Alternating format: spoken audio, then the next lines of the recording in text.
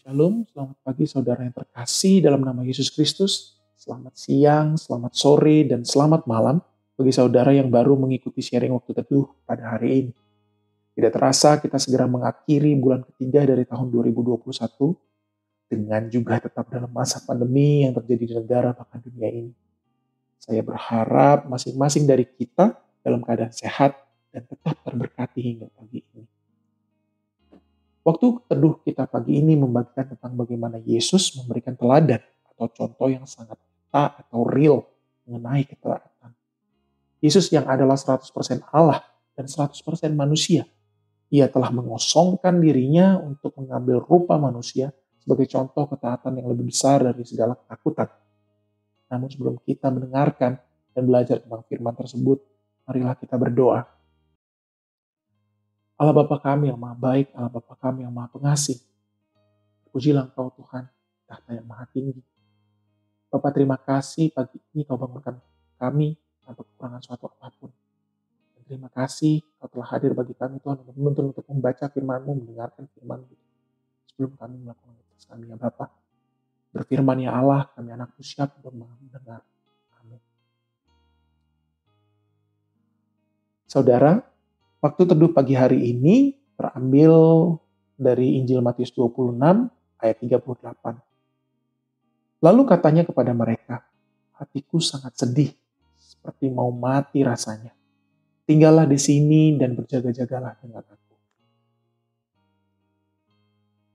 Seorang pelatih atau coach haruslah memiliki pengalaman di bidangnya. Pelatih atau coach tersebut telah mengalami pasang surut atau badai pada pertandingan atau latihan. Pelatih atau coach sebagian besar adalah mantan pemain. Jikalau demikian, maka pelatih akan memberikan contoh, teladan, pengalaman, dikala sebagai pemain kepada pemain yang sedang ia latih saat ini. Jika pelatih atau coach tersebut tidak mengalami pengalaman menjadi pemain terlebih dahulu, maka akan sulit bagi pelatih atau coach tersebut memberikan contoh atau teladan kepada pemainnya. Pada nats ini, Yesus yang adalah anak Allah yang telah rela mengosongkan dirinya dan mengambil rupa anak manusia untuk melakukan suatu karya, yaitu karya penebusan umat manusia dari dosa. Jika kita kembali pada saat manusia jatuh dalam dosa, yaitu pada saat Adam dan Hawa, dapat terlihat bahwa permasalahan utama Adam dan Hawa jatuh dalam dosa adalah ketidakpercayaan Adam akan perkataan Allah mengenai buah pengetahuan yang berada di tengah-tengah taman Eden. Ketidakpercayaan Adam akan hal itu yang membuat Adam dan Hawa diusir dari Taman Eden. Karena Allah yang pada hakikatnya kudus tidak dapat menerima dosa, sehingga terjadilah jurang pemisah antara manusia dan Allah. Ini yang perlu kita catat. Tidak ada manusia yang dapat menyelamatkan manusia. Sehingga Yesus yang adalah Allah harus merelakan dirinya untuk menjadi serupa sebagai manusia. Dasarnya adalah untuk memberikan contoh atau teladan kepada manusia dalam banyak hal.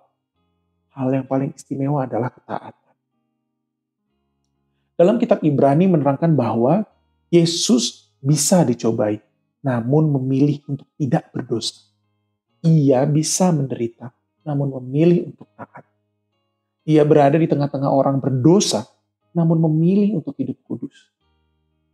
Ia sungguh mengambil rupa manusia biasa sama seperti kita yang bisa saja lemah dan takut. Namun tidak dikuasai dan dikendalikan olehnya. Kehidupan Yesus ada teladan bagi kita. Pilihannya dalam kehidupan adalah teladan bagi kita. Yesus yang walaupun dalam rupa Allah tidak menganggap kesetaraan dengan Allah itu sebagai milik yang harus dipertahankan.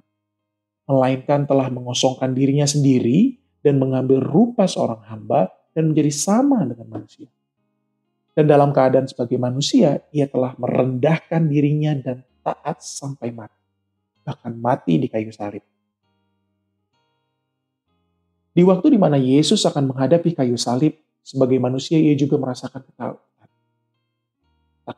Namun ia memilih taat untuk meminum cawan tersebut sebagai penebusan umat manusia dari dosa. Dan mengalahkan dosa dan maut dan kembali menjadi penghubung antara manusia dengan Allah. Sisi manusia Yesus juga meminta kepada Bapa supaya Yesus tidak harus melakukan karya keselamatan ini. Namun, sekali lagi Yesus memberikan teladan bagi kita bahwa Yesus lebih memilih untuk taat.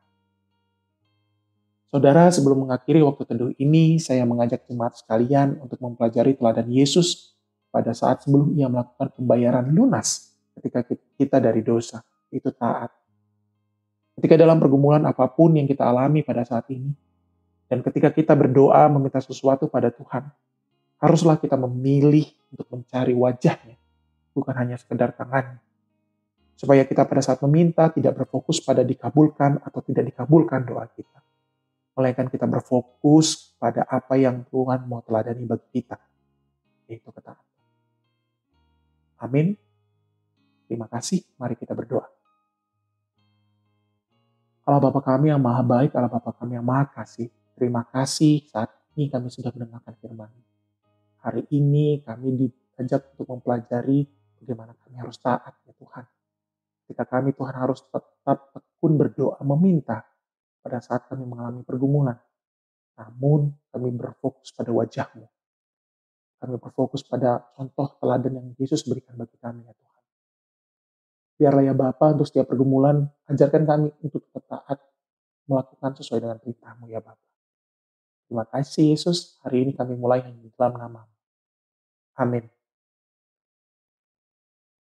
Selamat pagi, selamat beraktivitas saudara, Tuhan Yesus memberkati.